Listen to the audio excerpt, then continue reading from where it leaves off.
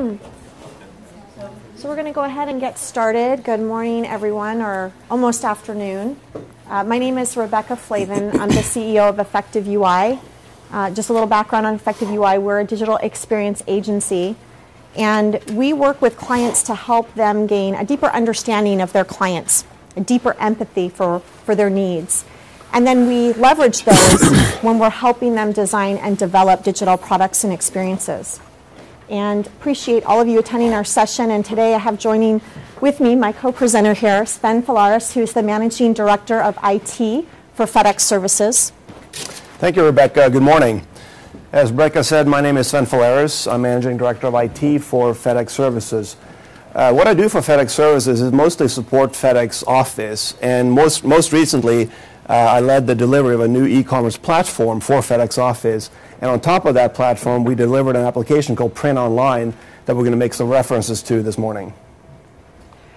So what are we talking about today? Really, what we're focusing on is this new mindset that in kind of more of a complex digital ecosystem that many businesses have today, where you have a lot of digital touch points, and increasingly we're seeing a lot of applications and products developed.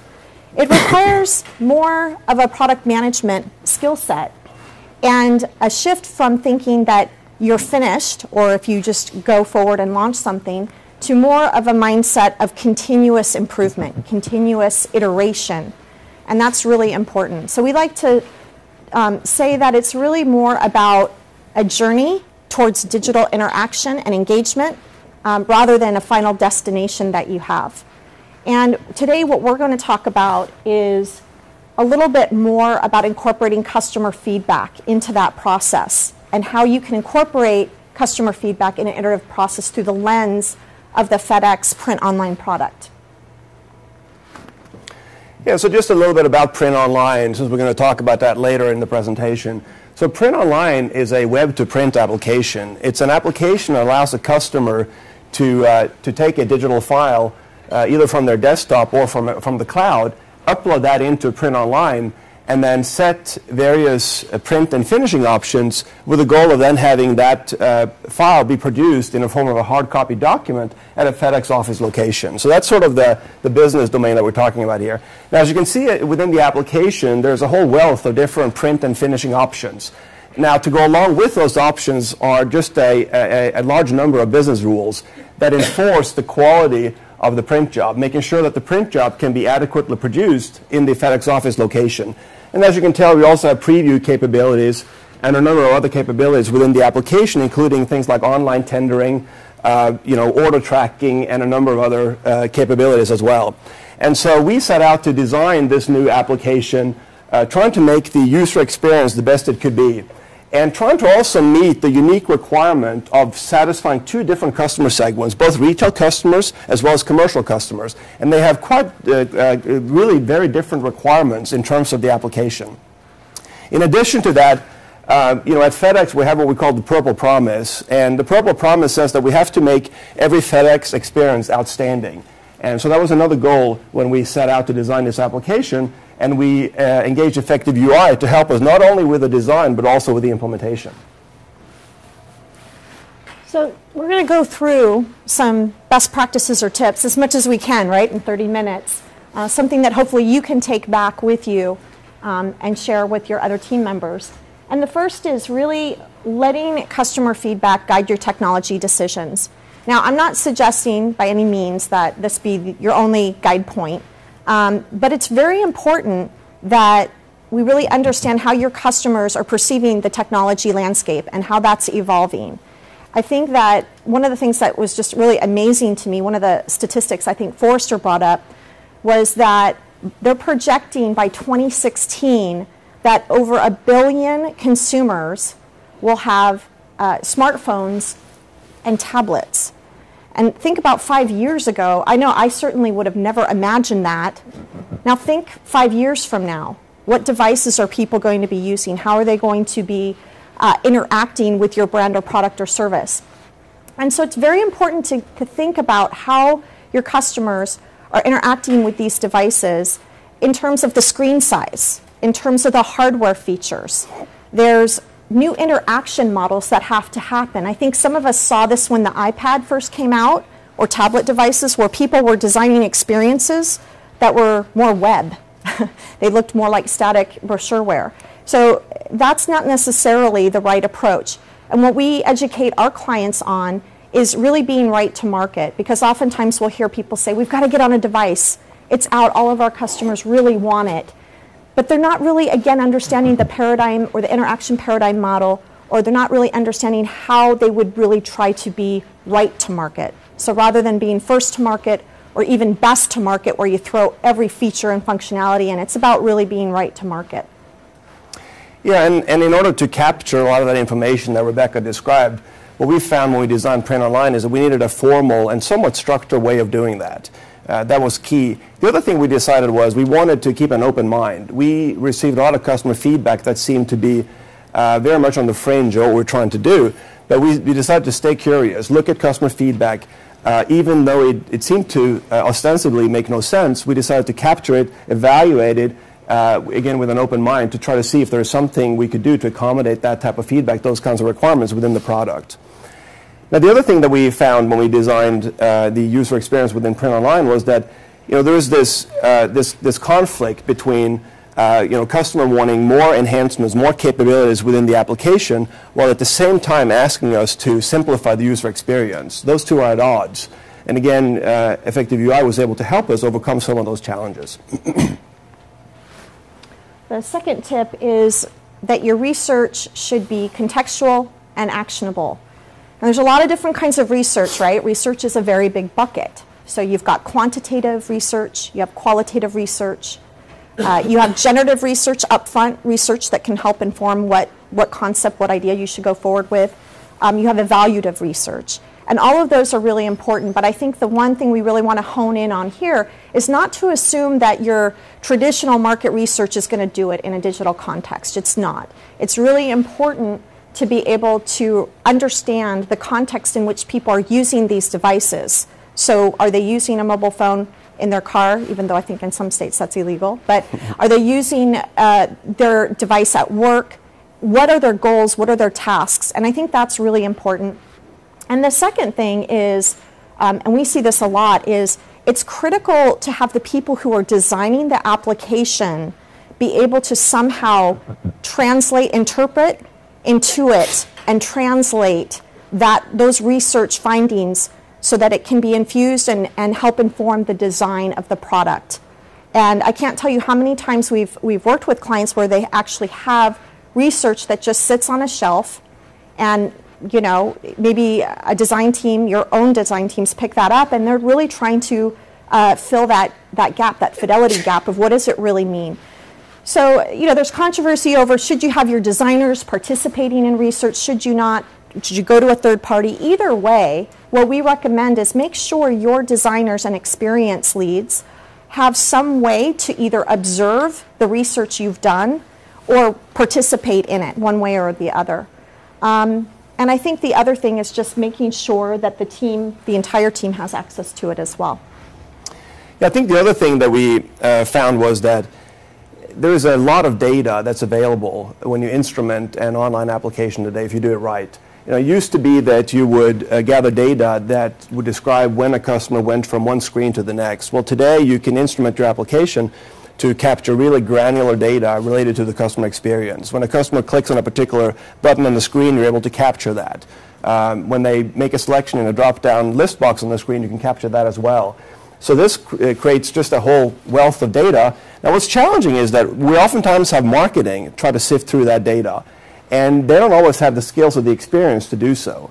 And what we found worked well at FedEx was when IT would partner with marketing, help them analyze the data, provide the skills, the heavy analytical skills that IT often has to help them arrive at the right information that was sort of embedded or buried in that data.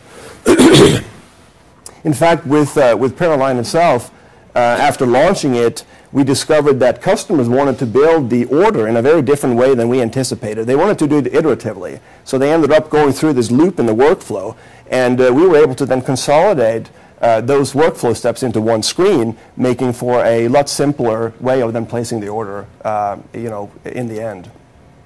We also had another example where we added some new capabilities to the application, and those capabilities resulted in some additional controls being placed on the screen, and essentially drowning out some existing controls that we had and some existing capabilities, making those a lot less conspicuous, leading to actually some abandonment rates within the order flow. Caught us by surprise because we were anticipating an uptick in order volume. But luckily, we were able to capture that information through the granular metrics that we have and then implement some changes pretty quickly that then brought the order volume up to what we anticipated. The third is including the user voice into the creation process. Yeah, so when you design new capabilities for the application or design a new application, you really have to start with some basic testing of the UI, sort of baseline the UI, and you do that by doing some initial usability testing. But what's important is that after you've done that initial baselining, what happens is that you keep evolving the user interface, you keep refining it, you keep building it out. And what often happens is that you don't go back and revalidate that with the users because you think those changes are pretty subtle and pretty insignificant. But in reality, what we found is that even subtle changes can lead to a dramatic deterioration in customer experience. And this is especially the case in a very fluid or agile environment where you're going through a lot of iterations and working a lot with your business partners back and forth to try to come up with the ultimate design. Yeah, the other thing that I was going to add that I thought was interesting is that, testing before implementation is also very important from a budget perspective, right? Because sometimes we'll see that clients will, or businesses will spend quite a bit of money in the design side. And if they haven't tested at all, with their users or customers, they get too far down the road and realize, this isn't the right direction that we need to take. And then they end up reworking. And that can be costly. Right? So another reason, and it's a fine balance. I mean, Sven and I have talked about this. There's a fine balance because you want to get results. You're under pressure to execute and get a timeline or to a timeline. But you really want to make sure you don't go too far down the path without knowing, yep, we definitely are on the right track. And you certainly don't want to burn through a very tight budget doing so. So I think that's important. There was another thing I think that FedEx that you guys worked on, or incorporated, which is the patch release, which I think is a really valuable tip that not all businesses do. Yeah, absolutely. So we do the best we can to make sure that we can catch any type of issue that may surface after launch, issue in the usability or issue related to user experience. But even after doing all the best of planning that we can do, preparing for to catch every issue that may exist, there's still the possibility that we launch the application and there is an issue that surfaces after launch that we didn't find. And so we really try to hope for the best and plan for the worst. In other words, we make sure that there's resources and budget available to do a patch release following the initial release. Include IT and development into the process. I'm just curious, for those of you that work on whether it's applications or site experiences, how many of you actually will include what I'll say is your lead technical or technology person or architect up front in your strategy and planning process? That's actually good to see. Yay! I think this is so critical, and I'm still surprised when I see folks not doing this. I don't know if they're still like the developers are in the basement and there's this fear to let them out. But in our company, and I know even with FedEx, some of the best creative problem solvers are our developers. You're talking about people, too, that are the ones that are going to implement the designs. And they really can understand the feasibility of what can actually manifest in terms of the design. So it's very important. And there's so many times that they really are not there just to be a barrier or blocker. Many times it's, yeah, there are constraints, but what if? Let's take a look at a different solution. They are invaluable, in my opinion, in the overall continuum of developing applications and great experiences.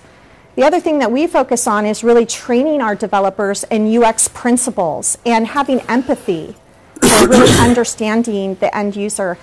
So much so that we actually will have our research department train some quick hit usability testing techniques to our developers, And when they're actually in developing code, there's times where they'll do a timeout and say, I might be able to check the box on this and submit my code to the repository, but this doesn't seem right.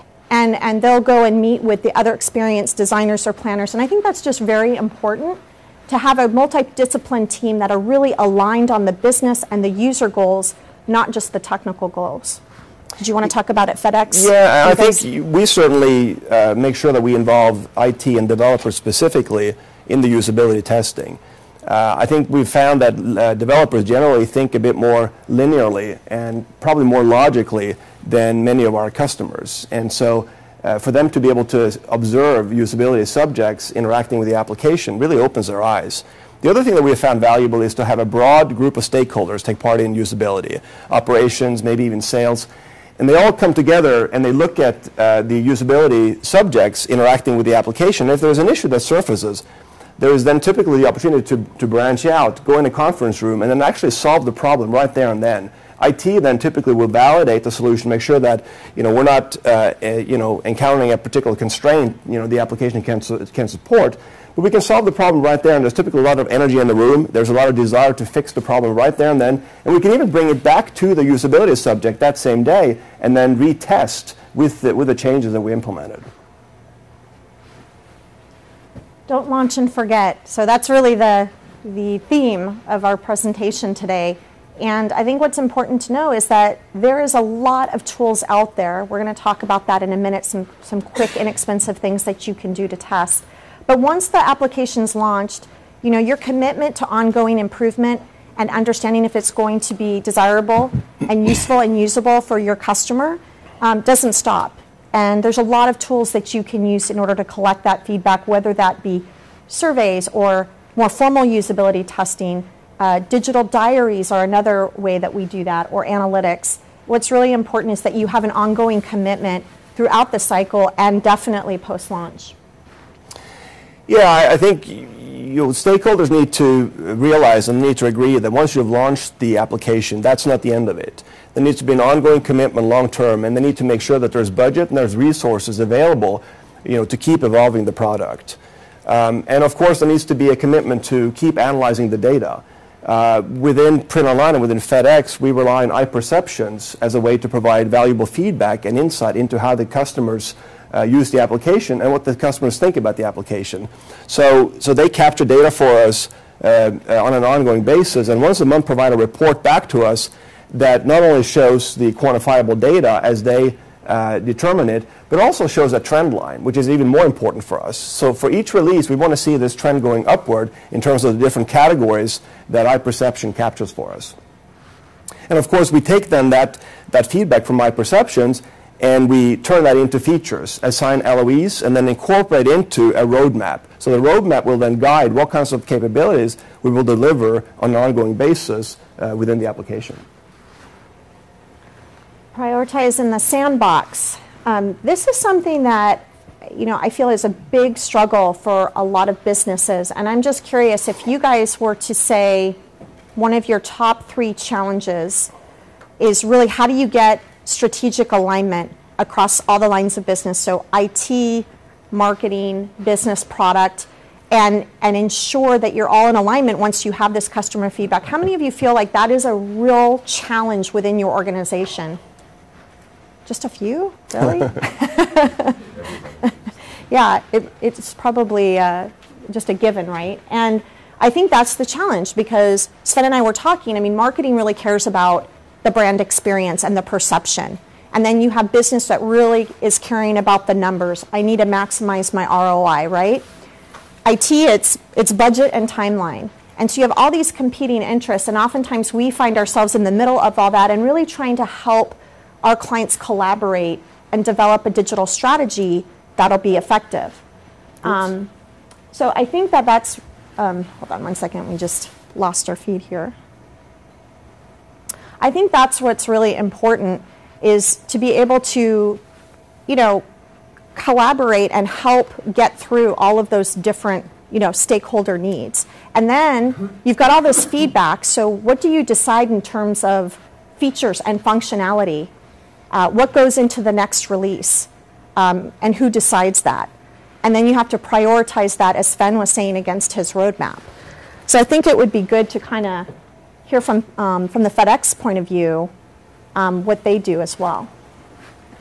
Oh. And we're just trying to get back in place here. Challenged. So thanks again for your patience.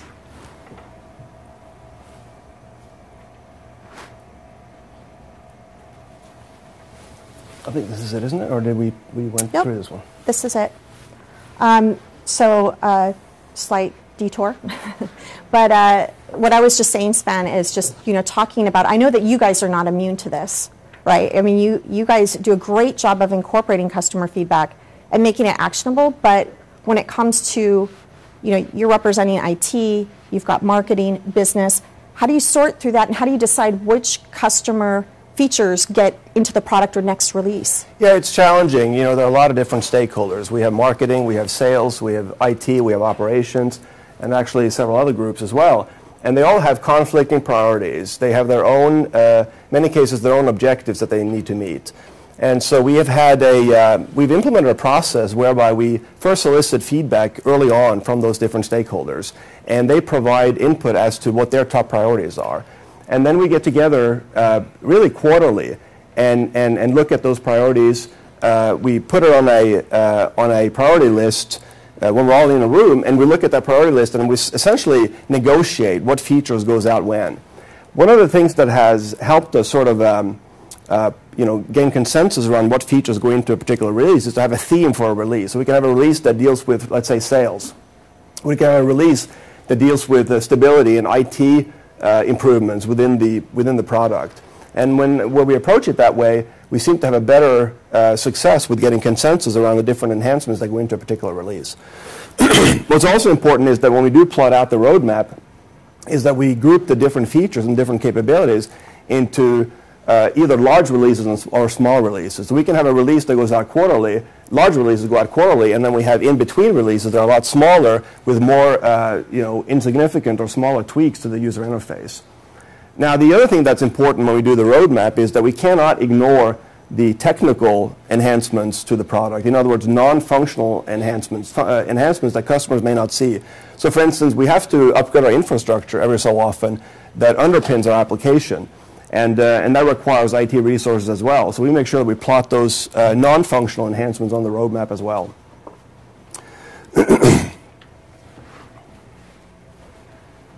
So I think a lot of people are saying this sounds great. FedEx, obviously a very patient organization and trying to gather customer input, very diligent, has decent budgets to do it. And many of you might be saying, that's great, I don't have the time, I don't have the budget, I'm under a lot of pressure or constraint. Is it really worth it? Should I really do it? And really what our key message here is that regardless of how much time you have or budget, there's always ways and tools and depending on the scale of effort and price and budget that you can absolutely incorporate customer feedback. And that can be something in the lower quadrant, which is as simple as getting sketches out there and putting them in front of, whether it's your customers or internal folks that represent personas. And it goes all the way up to, if you want to spend more time and effort, dynamic prototypes that might be more, have logic baked into the prototype, to full-blown beta and pilot testing. So what we're going to do now is just cover 5 quick, inexpensive ways in which you can actually do this testing quickly and affordably. Yeah, and related to print online, we actually leverage employees within the company. So, for instance, one user group of print online would be administrative assistants, and so we'll get administrative assistants within FedEx together in a room. We'll show them different screen designs and ask for their feedback. And we will solicit other groups within the company as well to make sure that we gather the feedback as comprehensively as we can across different potential user groups. And some of the other things that we do is, provided it's not, confidential or proprietary information on behalf of our clients, we'll do what we call just some quick guerrilla research. We will literally invade a coffee shop. We'll pull some people. We have to buy them a few Starbucks cards, and pull them or have them take a look at whether it's wireframes or a prototype to give us feedback. And actually, we've had actionable intelligence from doing that and been able to improve the product, and it really didn't take a lot of time. And the other thing is just, we mentioned this earlier, that once your app is launched, it is so important to continually get that feedback. And the message here is, again, there's so many social media tools out there that you don't have to look. I know FedEx has a lot of proprietary or third-party software and tools they use, and that's great. But there are a lot of open source tools out there that you could be using, blogs, diaries, all kinds of things, surveys, analytics, that there really isn't an excuse for not being able to incorporate this into your iterative process. Yeah, many times, as you know, even some really small changes to the application can result in really big payback, big wins. One of the things that we did with Print Online was we designed a capability within the application that allows marketing to actually make changes, not only to things like product categories, product descriptions, and pricing thresholds, but even to part of the workflow within the application. So this allows them to actually test out particular changes in front of the customers.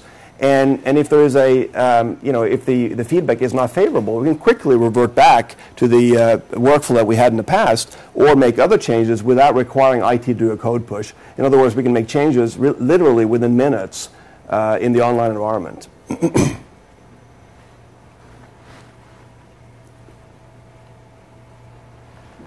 In the end, it's about results, right? So you do all of these things, whether they're inexpensive or expensive, but I think we're all under a lot of pressure to deliver ROI, especially given the economic climate. So I think we've invested as partners into collecting feedback and letting that drive an iterative process and a fantastic product for Print Online. But I think it'd be great, Sven, for you to talk about what have been the results to your business, for your customers, and in terms of ROI, anything that you can share there. Yeah, I can't get into specific ROIs, obviously, but I can say that we certainly had some ambitious revenue goals, and we've exceeded those with the application. In addition to that, we placed in the top 20 on InfoWeek's 500 list last year, which was really a great honor, and also received an InfoWeek 500 Innovation Award for that product. But more importantly, we've got lots of good customer feedback on our application and on our various releases, and that's probably the best compliment of all. And it's a product that continues to receive some funding, right, because of the absolutely. Success that it's had. So I think that's the other thing, is that there's a lot of pride in the product, there's a lot of great results, and because of that, that's a product that's going to continue to receive the funding that it needs to drive the kind of ROI that you guys have seen. So that's most of our presentation. We wanted to make sure to open it up to questions. There's a lot of really different points that we hit on today.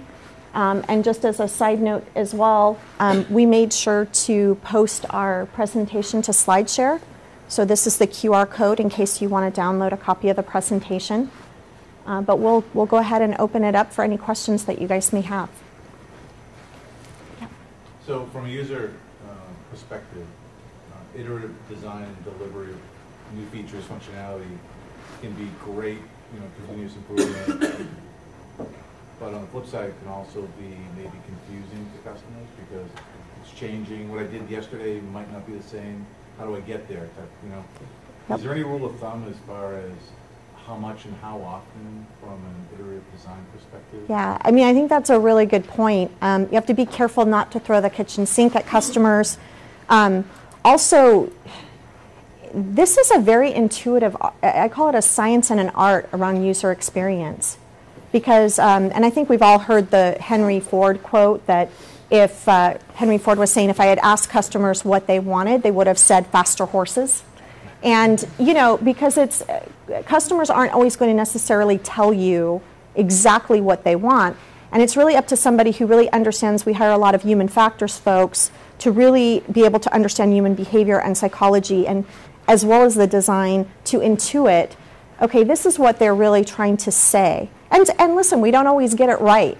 We don't always get it right every time, and I think that's where testing comes in, and having an appetite to understanding what your customers want. I tend to feel that, you shouldn't really apply a black and white process to it because customers are very, very different.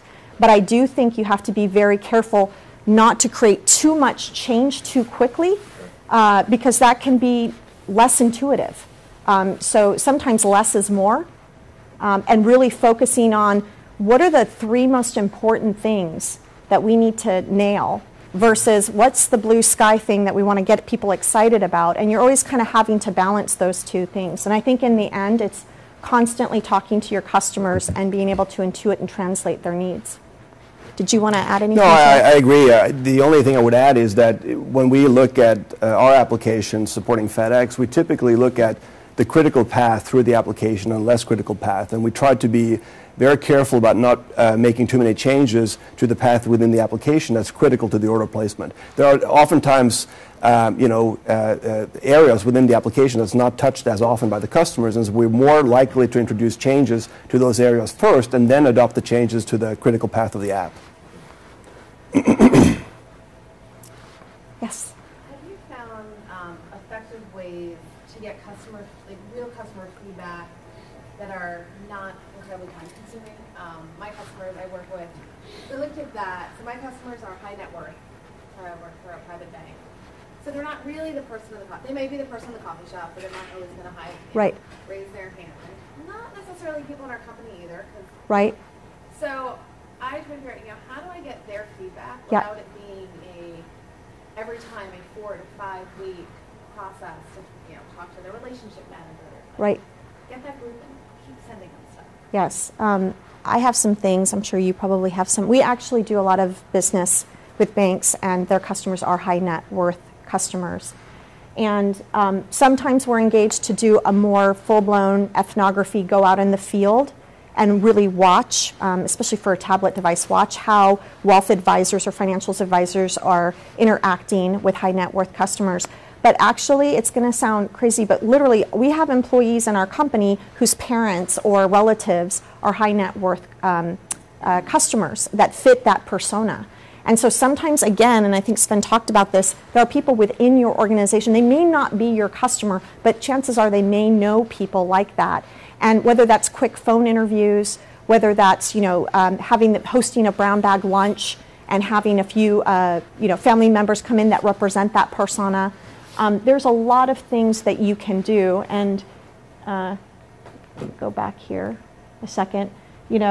In terms of the scale, again, of testing, there's a lot of different stages in terms of your effort and your time. There's also online forums where you could actually, I know you guys have had a lot of experience with the online forums. Do you want to talk a little bit more about that? We have. There are some online forums available, and those online forums attract various kinds of users. I wouldn't necessarily think that they would be the high net worth individuals you're looking for, but it's still been successful for us. Those people are typically incentivized. They get they get paid $5 or what have you for each comment that they make about the application.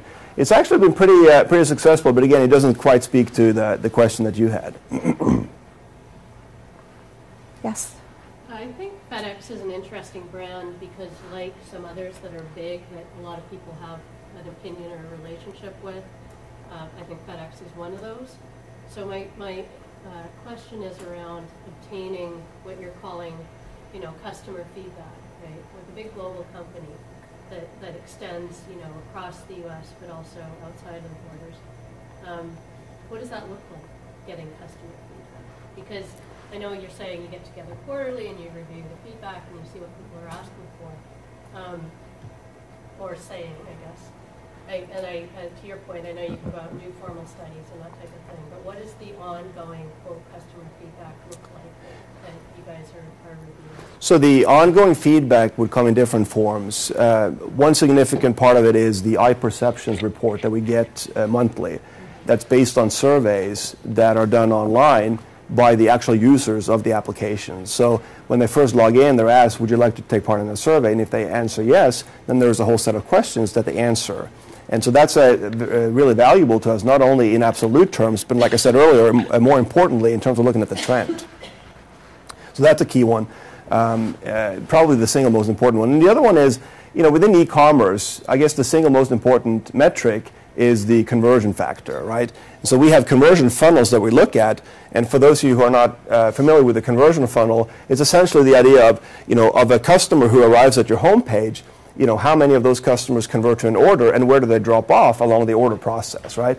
And so we look at that, all the time to make sure that we can increase our conversion rate as much as possible. So that's sort of the feedback that we look at. I'm not sure if that answered your question. Yeah, and I would just follow on. Do you have, for example, more kind of listening?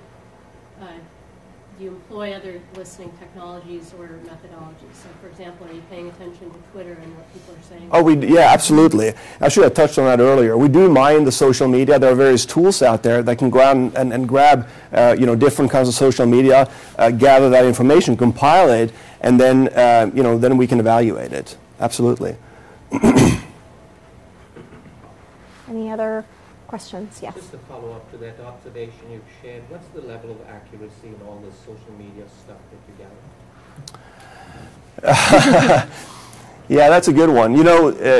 Some of the tools out there, they try to distinguish between noise and actionable, valuable feedback. But it's very difficult because we're talking about unstructured data here, and so they have various rules that you can apply, and you can even configure it yourself. If you're in marketing and want to mine this kind of data, you can configure various rules that filter the data and then try to sift what's meaningful from what's not. But it's a good question. If I were to compare the value of that feedback to the feedback that we get through the surveys, I would attribute much more weight to the survey feedback than I would to what we get through the social media. Another middle ground is we do something called digital diaries. And again, you may have to look at some incentives to get people to want to do this. But this is where they basically, without actually observing them all the time and being in their environment, it gives you a day in the life of. And they're willing to kind of walk you through kind of a recap of their interactions with the application or device, where their frustration points were they able to actually achieve what they needed to. So, again, a lot of these things, some of them are quantitative and analytical, some of them are qualitative. I think the best thing to do is definitely test and experiment and make sure that you're able to get some, again, contextual and actionable feedback. I think that's the most important piece of it. Would you agree? Yeah, absolutely. Any other questions? Again, let me just, if folks want to come up, we'll be here for a few minutes afterwards. And again, happy to make the presentation available, so feel free to scan the QR code. And thank you, and have a great rest of the show.